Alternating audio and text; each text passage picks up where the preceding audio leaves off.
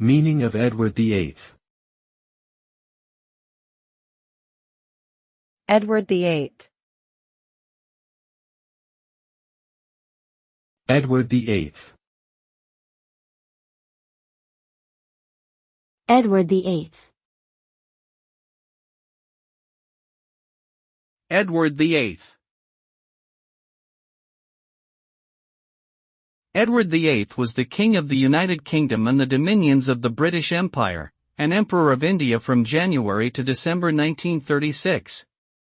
He ascended to the throne after the death of his father, George V, but abdicated in order to marry Wallis Simpson, a divorced American socialite.